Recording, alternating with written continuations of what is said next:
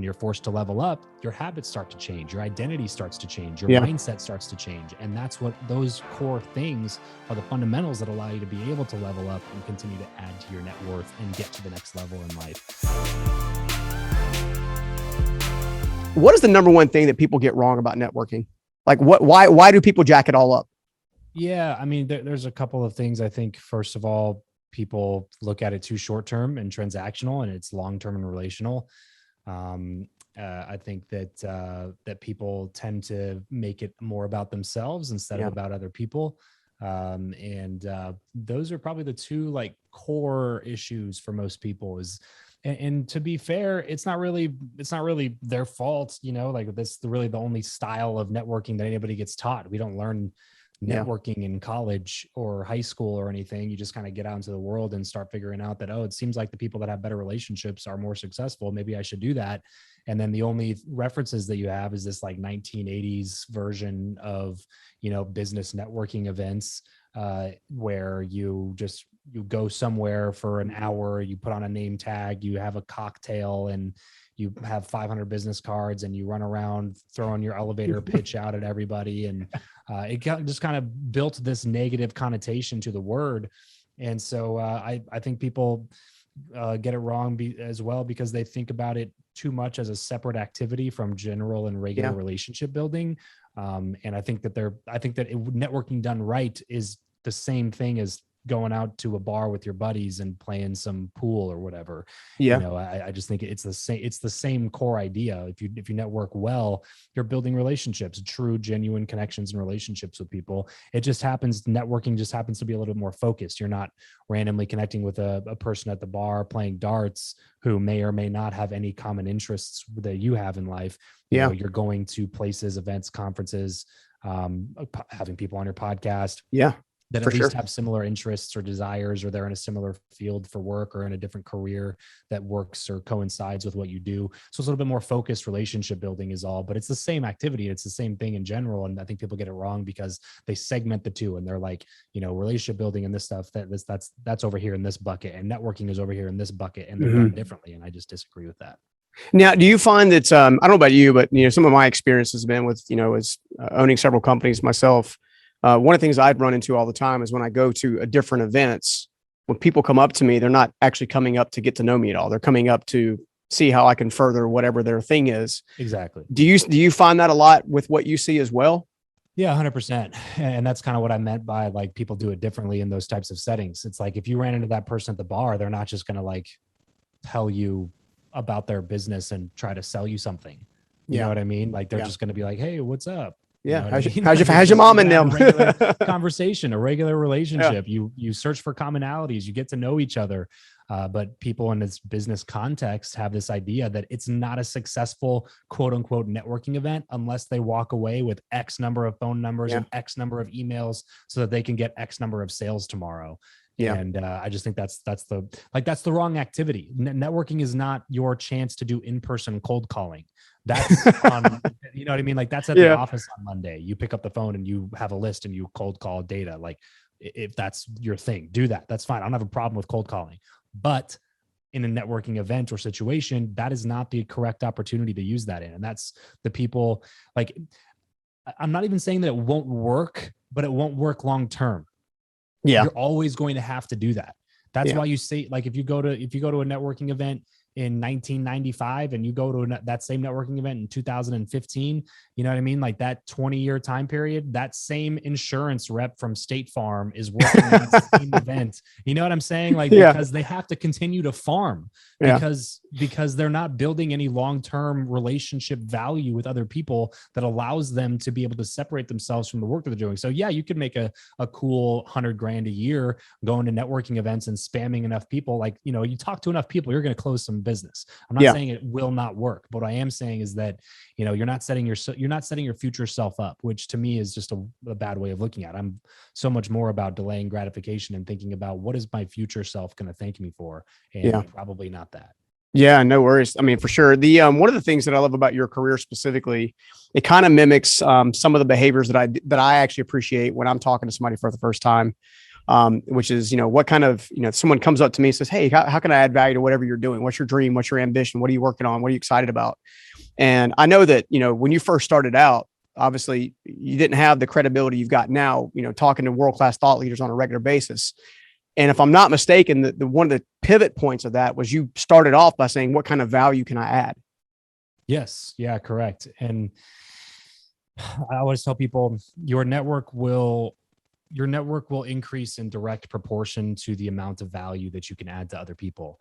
Mm-hmm. And when the purpose of progression in your career is to continually become a more valuable individual. Yeah. And if you can, in theory, continually become more valuable, then you can continue to add more value to the relationships that you do have, which will lead to more value creation and more relationships, and will start to compound over a long period of time. So when I started, I was starting from scratch. I didn't have much value to offer people. I was like 24-year-old kid, didn't know anybody, didn't make, much money, made six figures knocking doors, but that was just about it. I was just trying to figure things out. I was trying to learn, I was trying to grow, get around the right people. But my point is I didn't have much value to offer. So I looked at the things that I did have to offer. And one of those things was time. Yeah. When I was just getting started, I didn't have a bunch of relationships or capital or a lot of those other things that you look for in order to be able to add value to others in general. I didn't have a lot of those things, but I did have some time on my hands because I was trying to figure out what I was doing. So I volunteered time to go add value to people. And, turns out a lot of busy people, the thing that they need more of is time. Yeah. So if you can kind of give them some of their time back by volunteering to work something or do something for them for free, or add some value through, free volunteer work or something like that, I found that was a way that I could add value. And what's interesting now is like the same people that I was volunteering literally days of my time for a few years ago. Now it's easier for me to add more value than that in a 10-minute introduction email than it was for me back then to do it over 4 days of volunteering 8 hours of my time every single day. You know what I mean? So over time, it should get a little bit easier and it'll become a little bit more clear on the value that you can add into relationships. But it's all about that value. What can you bring? What can you bring to the table? And it doesn't mean that you have to be, the domain expert. You know what I mean? Like it just means that you gotta find what they want and deliver some version of that to them in some sort of value proposition. And that allows you to be able to connect with those people a little bit better.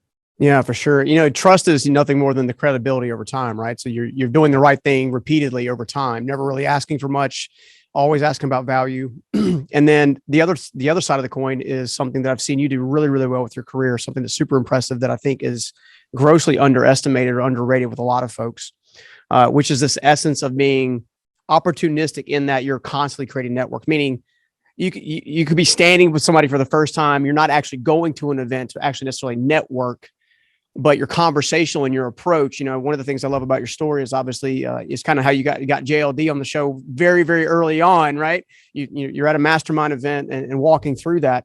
What did that experience teach you about the power of networking? First off, it just kind of taught me, like every time I connected with somebody that I thought before was going to be impossible to connect with, or at least extremely difficult to connect with, and then I did it. It was another deposit in my confidence account that this can be done if you just find an angle, if you work hard enough to figure out the value, or work hard enough to figure out the person that that knows them, or you know what I mean? Like there's always a way to get in touch with somebody. And I think early on, those are the biggest takeaway when I look back on that, is that it just taught me what's possible. And some amazing things have come out of that particular relationship with someone like John. Yeah. Like John's an investor and advisor, like kind of partner in my software company now. So cool. And, he wrote me a big check to be involved in my company. And, 3-4 years after we met for the first time, where I was, volunteering days of my time and paying him for his advice and all this other stuff. So in particular, like practically it worked out extremely well. But in terms of like a lesson, that I took away from it, I think it was really just about the fact that I looked at these relationships as completely inaccessible and totally impossible for me. And then it happened. And it was like, oh, if I can do it with this person, then maybe I can do it with that person. And maybe I can do it with that person, and that person, that person, that person, that person. And then it just kind of kept snowballing from there.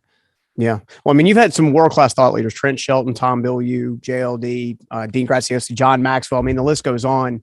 Some are, some of those I consider mentors and friends myself. And, when you look at, kind of getting to that, many of those folks are obviously at the apexes of their career currently, and doing a great job in thought leadership and trying to encourage and motivate others. Is there a particular show or particular conversation that has really just stuck with you, out of all those world-class leaders, that really kind of sets the tone of who you're trying to become now? It's really hard to pick like a single conversation or interaction with somebody, because there's so many of them that have had just little impacts here and there on my life when I met them and had conversations with them, but also, through me consuming their content. But I kind of got to go back to the teaching me what's possible thing, because that's really what it comes down to. Is before I used to look at it as like, oh, I would just immediately dismiss it as something that was impossible, because I didn't have any connections. I didn't have any money. I didn't have any reason to be able to connect with those people. And I had heard so many other people that were seemingly way more qualified than I was, saying how much they tried to get in touch with those people and it was impossible for them. And so I was like, how is it going to be possible for me? Yeah. And so, when I started to do that, the thought no longer was this is impossible. It was okay, let's say it is impossible.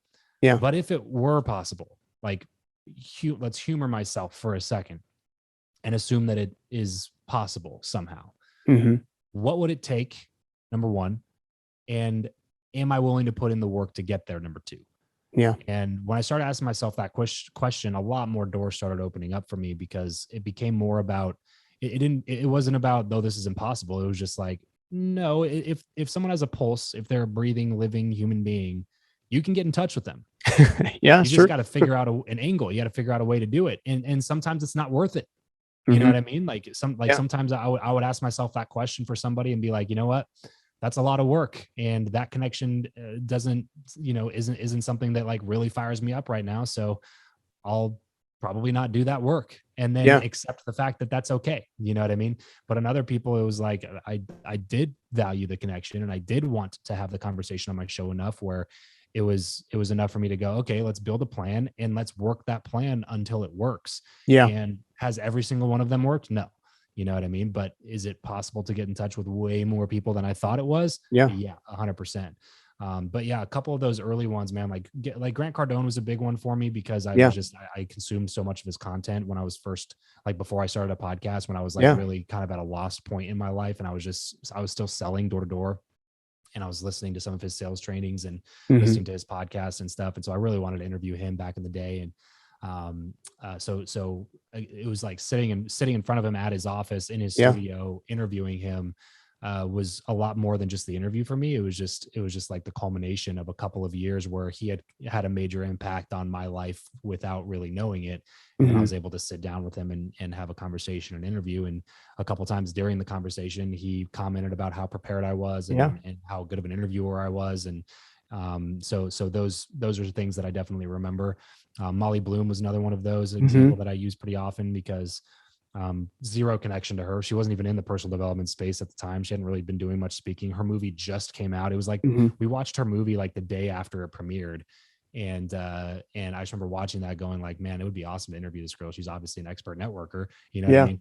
And then that thought came in my head. Oh, it's impossible. Like how the hell am I going to get in touch with this girl?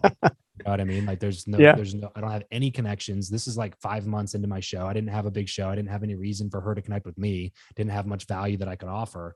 But then immediately it was just like, all right, if it is possible, what would that look like? Yeah. So I go to, my super, super secret data collection source, Google, and start going to work on trying to figure out an angle. Got in touch with her, got ignored, and then finally got a response. It was a no, and then got ignored again, and then another response that was a no, and then pushed back. And then like 8 months later, we sat down for an interview. And now, we're pretty good friends. If I text her, she texts back. And if we're at an event, we try to connect. And I've been able to get her on a couple of other really big shows with friends of mine, and been able to add some value to her life as well. So those are a couple of the specific examples off the top of my head, but it really comes down to like, I used to think it was impossible, but then it just became a question of like, let's assume it is possible. If it is, what would it take to get there? And am I willing to put in the work? Yeah, man, that's so good. So good. You know, when I think about it too, when the more I hear you, many of your stories, you know, I know that your experience with Grant was, very touching to him because he literally took your episode content, posted on his own channel, his own feeds.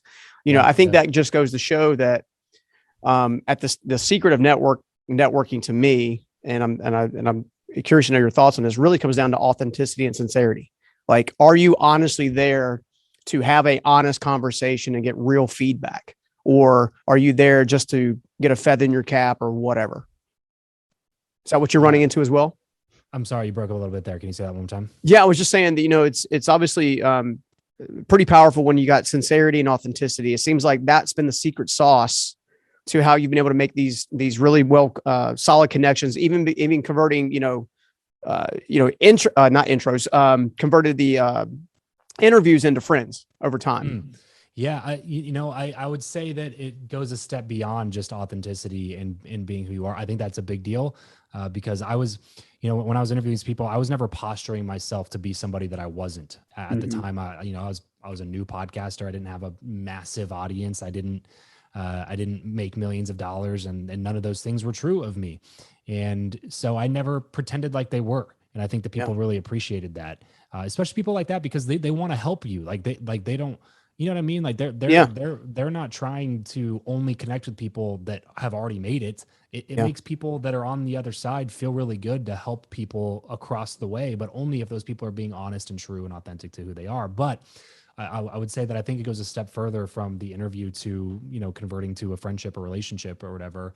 And I think that it's more about how you make them feel during the interview, and how much preparation and research and what kind of a host you are, that really makes the difference. Cause I've seen, especially people like Grant, get interviewed by other people, and they were just bad interviewers. They're nice, genuine, authentic, and all those things, but they clearly just didn't prepare very well. They weren't super experienced. They weren't articulate. They weren't direct. They didn't control the conversation.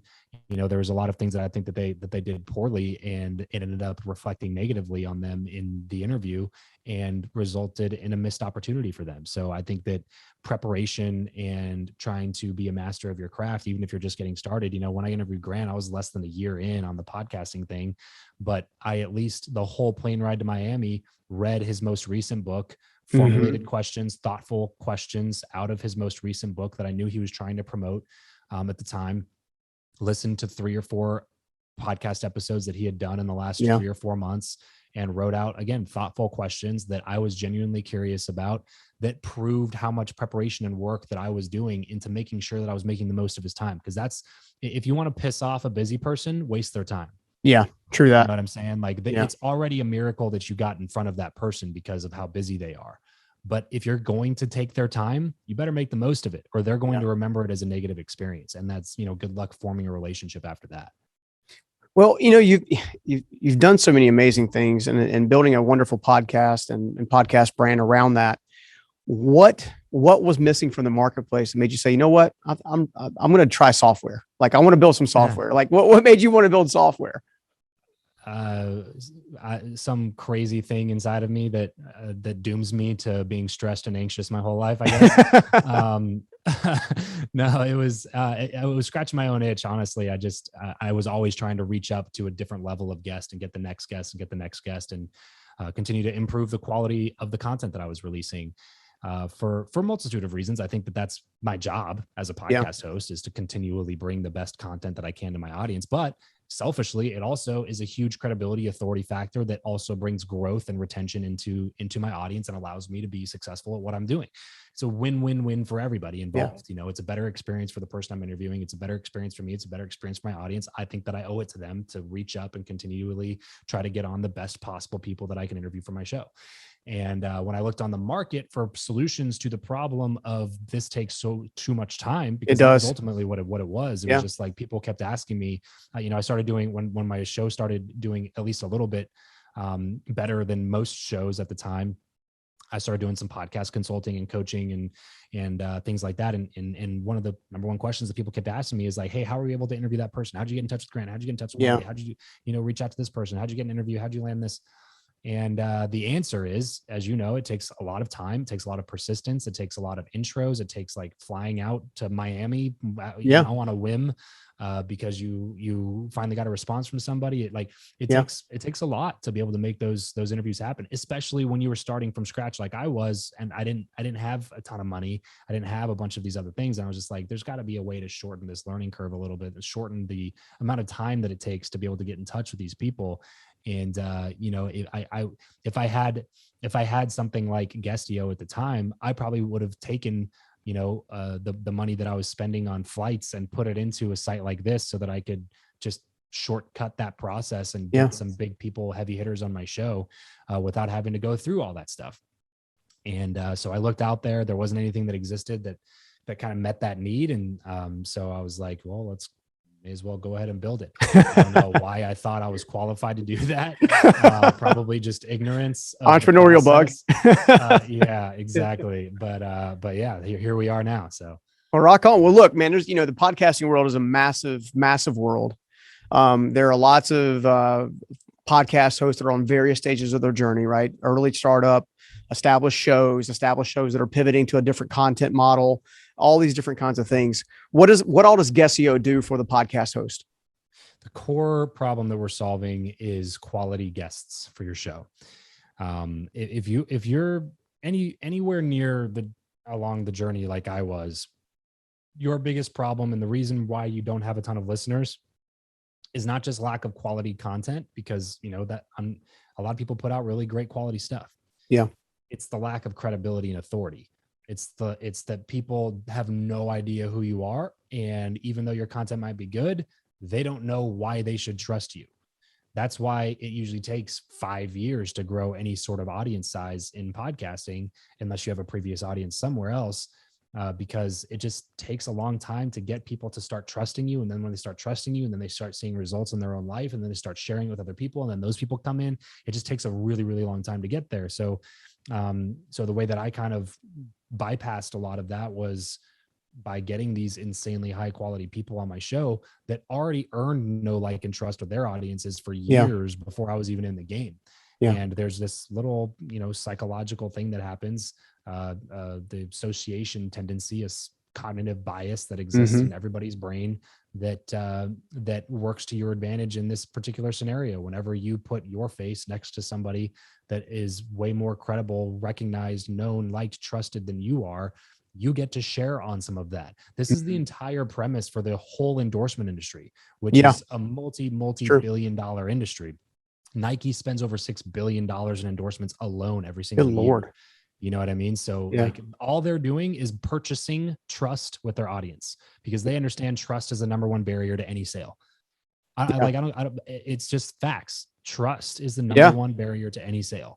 If you had 100% complete trust with every single one of your prospects, you would never have to worry about your sales copy. You would never have to worry about tweaking your sales letter. You would never have to worry about jumping on another sales call. People would buy from you willingly without asking you any questions, assuming you had 100% of their trust. Now, it's pretty much impossible to get 100% of somebody's trust unless they're like your, sibling, your spouse, maybe. Spouse. Right, exactly. Like very, very, very tight knit, close circle. Even your, immediate connections aren't going to have 100% trust in you, which is why you still have to explain things. You have to be good at sales. You have to learn how to pitch. You have to learn how to write copy. You have to learn, some of these other things. But if you can continually increase the amount of trust that your ideal prospects or customers have with you, then your barrier to the sale is going to be a lot lower and easier to break through. And so my sale at the time was people listening to my show. That was my sale. I wanted more people listening to my show. And why should they care about Travis? The answer at the time was they shouldn't. They should care about Grant. They should care about Molly. And all I'm doing is doing my best to try to extract the best knowledge and information from these amazing people to give it back to my audience in a way that they can digest and understand it. And that became, really my number one goal. Yeah. And I mean, the reality is I got a good friend of mine, Rory Vaden, is co-founder of Brand Builders Group. And he has this premise called She Hands Wall. And it's being known for one thing so much that you essentially break through the curtain, if you will, of going from unknown to known. And there's a lot of aspiring thought leaders, podcast hosts, a lot of great people with great messages, like you were mentioning earlier, that are largely unknown because they kind of hop, skip around and kind of do things like that. So for the podcast hosts, because several of the listeners are podcast hosts in their own right. They have great growing shows, and which is great. But what type of podcast host is ready for Guestio?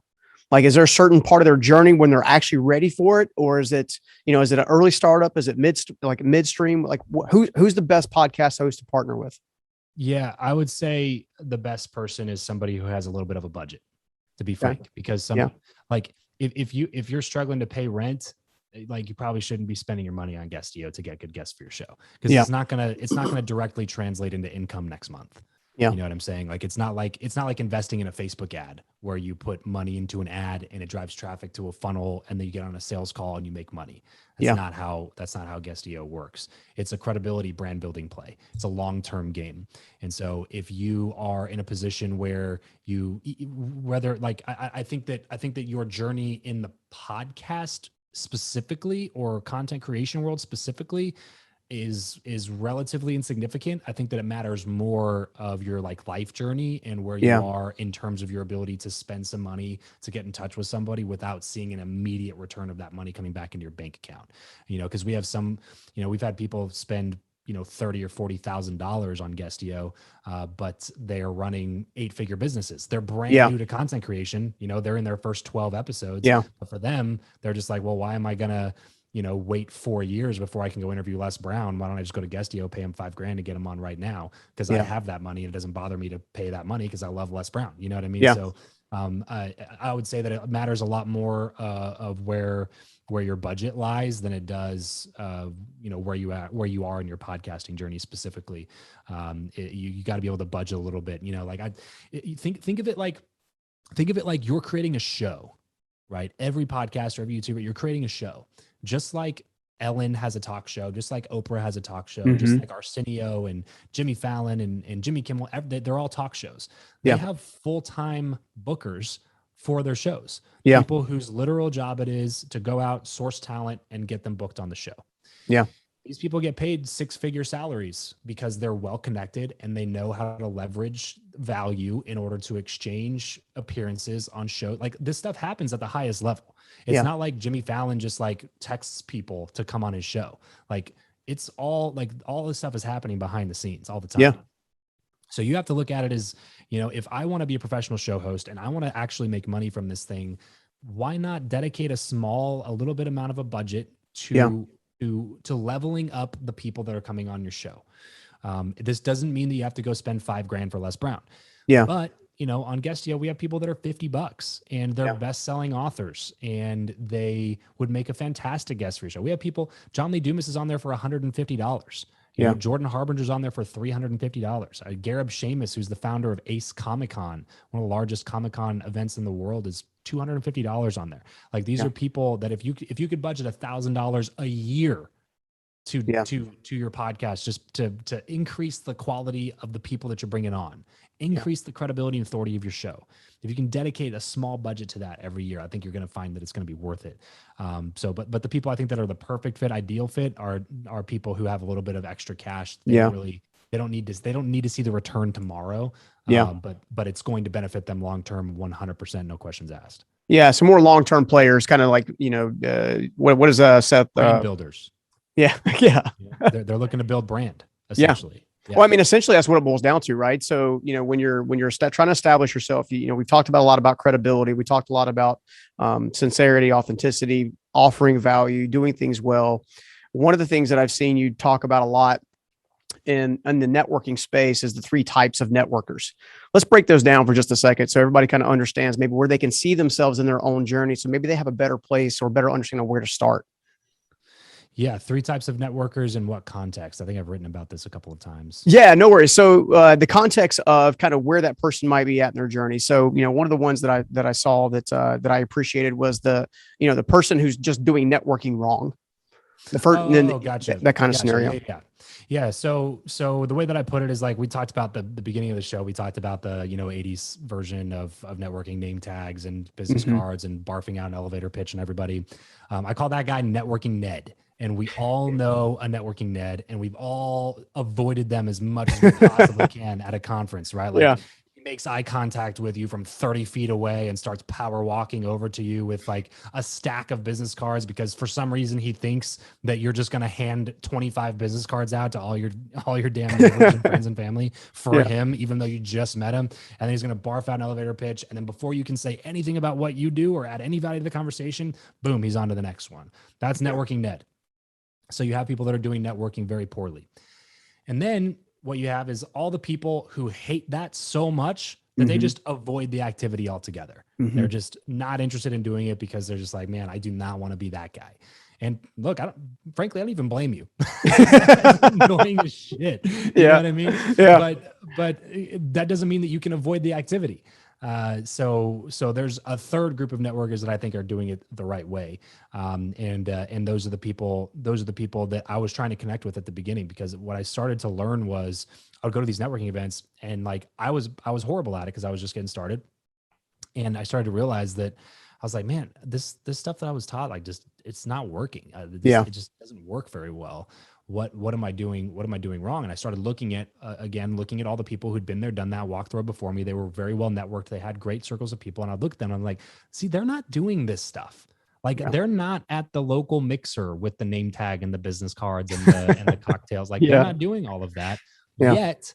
They are still extremely connected. So they're obviously not neglecting the task of networking and building relationships.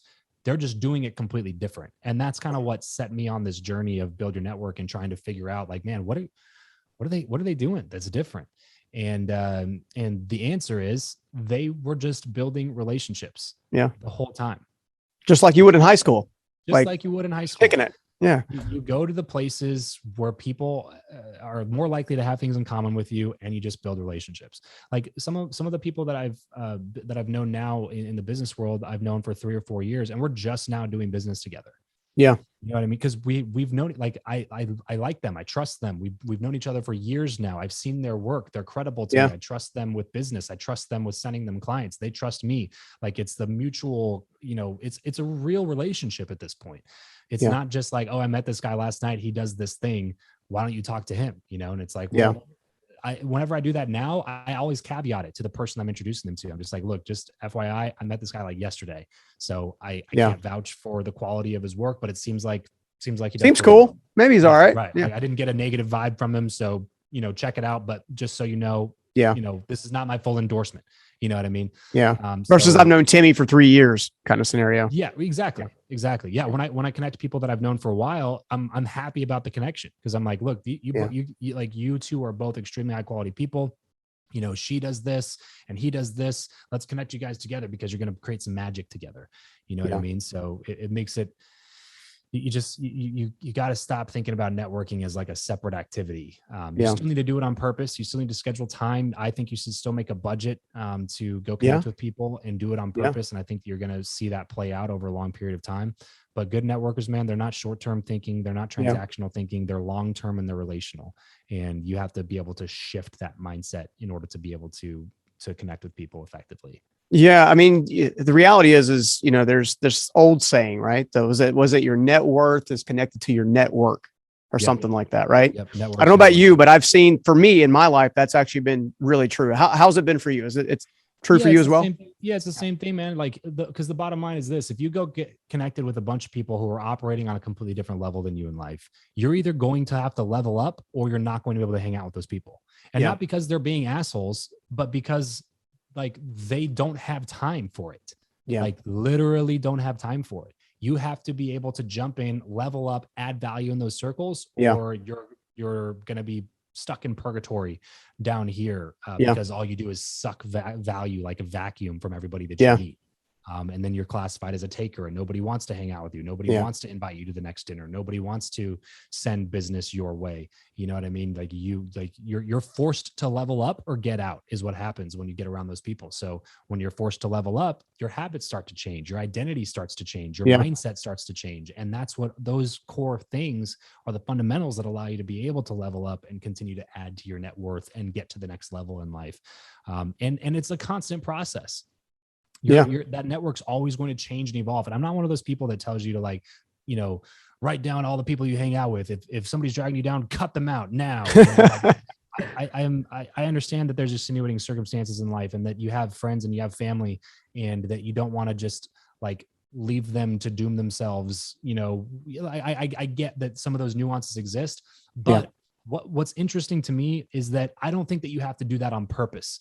I think that you just have to hang out with the good people on purpose. Because once you start becoming like them, the people in your life that aren't about that are going to take themselves out of your life. Oh, easily. You know what I'm saying? Like, I don't think that you have to be the one to go to them and be like, we can't hang out anymore because you're a loser and you drag me down and you offer me drugs and you keep me away from the gym and all you want to do is drink and party. So I can't hang out with you anymore. It's more just like, hey, you want to go out to the bar and drink? Actually, no, because I'm in this reading group that we meet on Friday nights and we talk about the books that we read this week. So, I'm actually jumping on a call with them to talk about Think and Grow Rich or whatever. You know what I'm saying? And then like that happens 3 or 4 weekends in a row. And then like that person's probably not going to call you next weekend.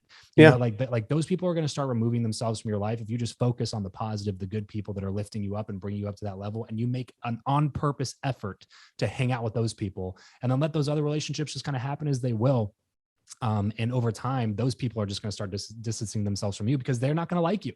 They don't like they're not going to like you as a person anymore because you're not going to be the person that's you're not the same, man. You're not the same dude. Exactly. Yeah. Right.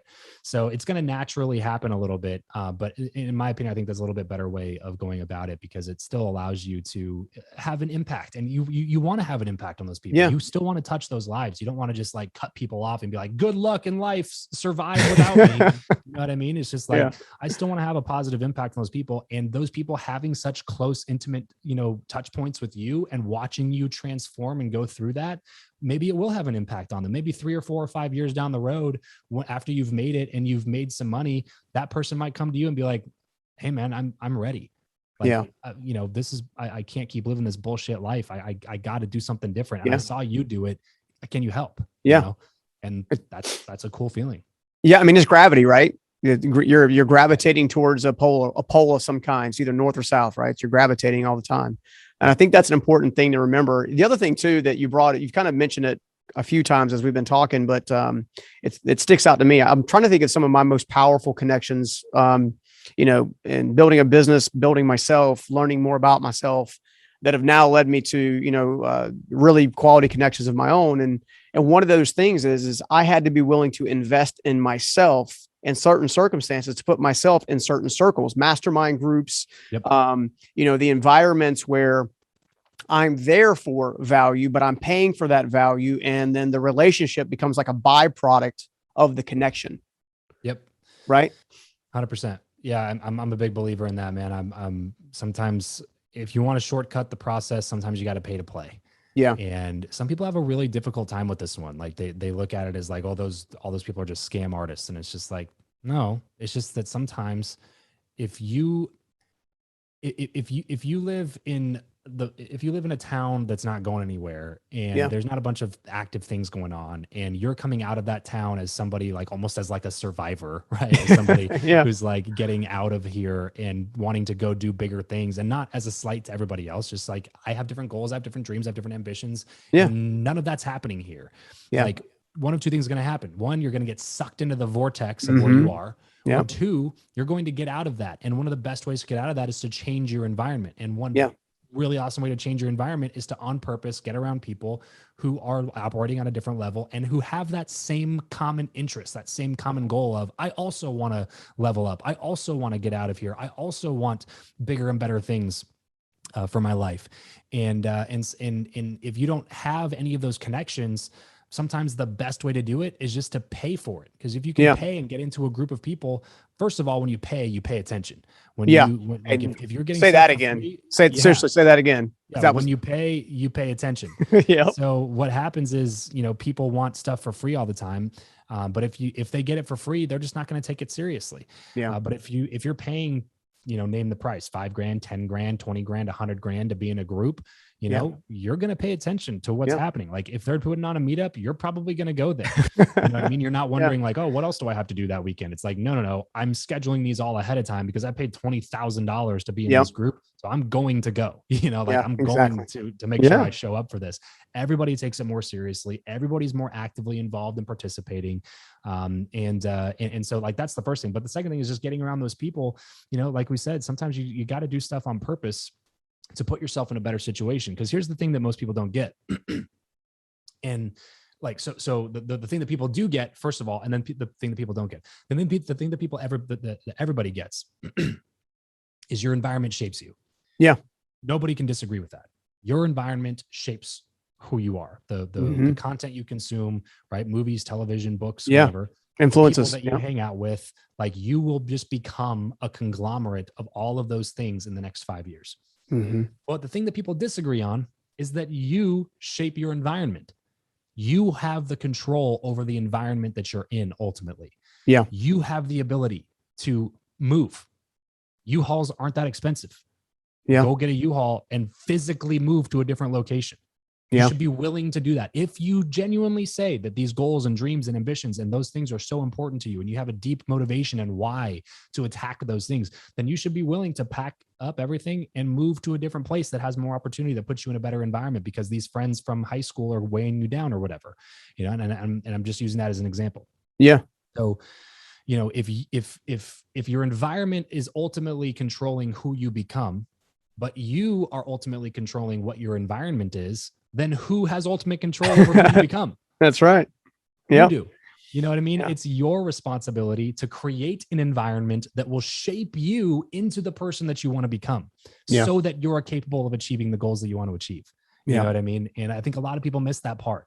They leave that part up to circumstances. That's when the excuses start coming in. They're like, yeah, environment does shape you, but I wasn't born into money. I didn't get a silver spoon in my mouth. I didn't get the scholarship to the Ivy League school because my parents were multimillionaires and I didn't, and it's just like, okay, so what are you going to do about that now? Yeah. What about 5 years from now? You're just going to let the environment that you're in currently continue to shape you into the version of yourself that you already are. Yeah. Because that version of yourself isn't capable of achieving the goals that you have set for yourself. And if that person is capable of achieving those goals, then your goals are all fucked up. Yeah. You don't have the right goals. Yeah.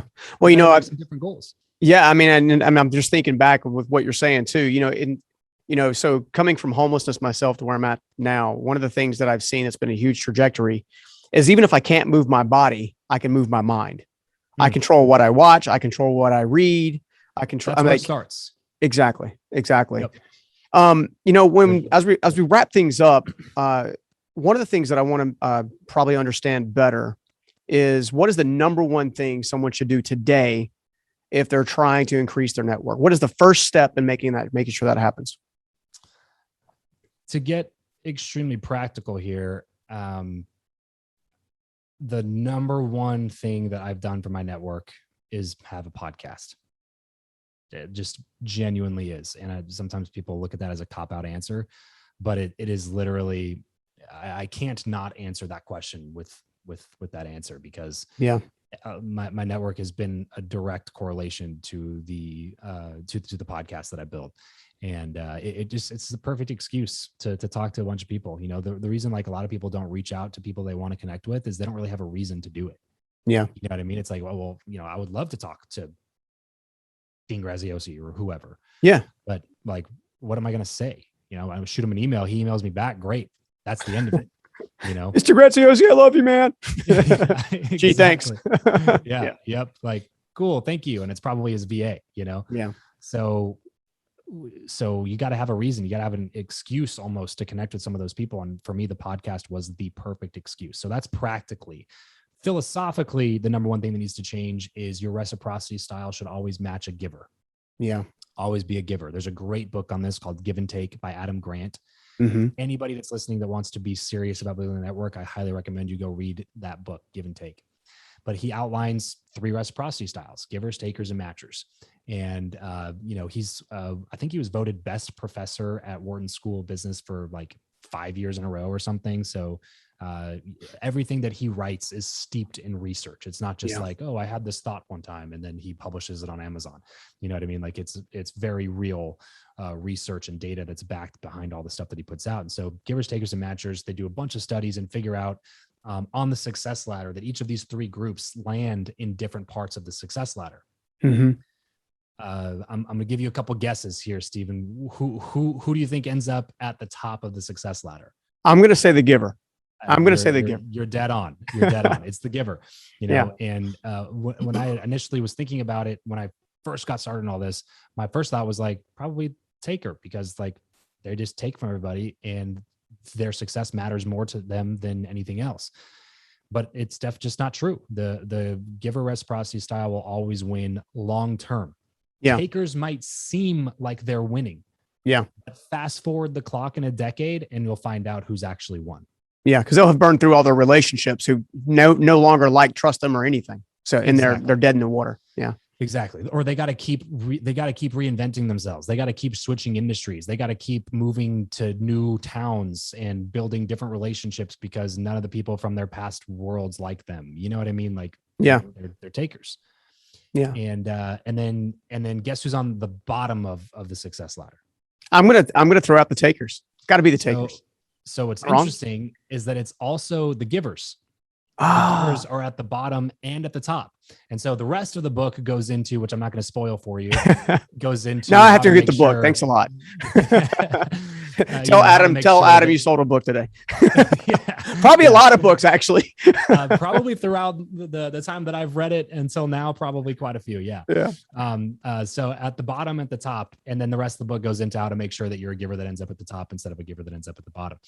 Because the givers, some givers allow people to treat them like doormats. And that I've been both those people. The opposite of what you want of what you want to be as well. So there is a little bit of nuance to it, but I highly recommend reading that book and then switching your reciprocity style, whatever you are naturally, because not all of us are natural givers. That doesn't mean you're a bad person. It just means that you need to now on purpose focus on giving without the expectation of receiving anything in return. That is the very, very important,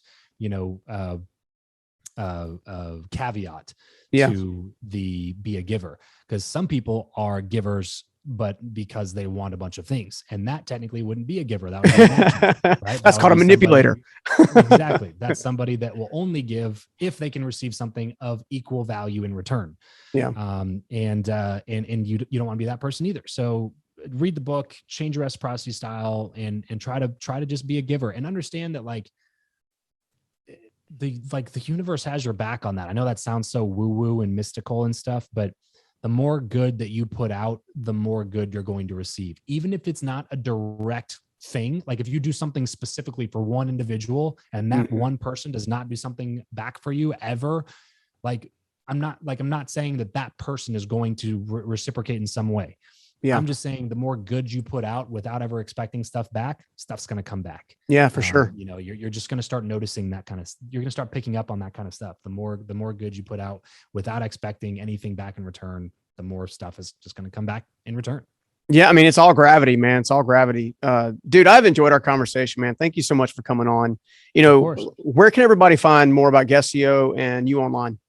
Yeah. So if you want to go book high quality guests, you don't even have to do it if you have a podcast. Look, this is like a talent booking marketplace. So if you have an event that you want a speaker for, if you have a podcast you want to interview somebody on, if you have a club that you like to talk to people in, if you want to just ask 3 or 4 questions, we have something called a mini view booking on there. You can book people for Q&As for your mastermind. There's several different booking types, but you can just go to guestio.com and browse through the marketplace, see if anybody piques your interest. So Guestio is guest, like be my guest, io.com. And then anything about me, my personal site's kind of under construction at the moment, but depending on when you're listening to this, all of my social links and stuff are still accurate either way. So if you want to kind of have like the hub of where to find me, then you can go to travischappell.com, CHAPPELL, but I probably spend the most time on Instagram, which is just at Travis Chappell. So, but travischappell.com will take you basically anywhere you want to go. Well, rock on, dude. Thank you so much again for coming on. We have to do it again in the near future. Thanks a lot, man. Thanks for having me. This is fun. All right. Take care. Peace. If you love that interview, go ahead and check out this next one right here. even before the pandemic, we have an epidemic of burnout. The way our lives are set up, it's set up a fast-paced, the diamond lane road to burnout.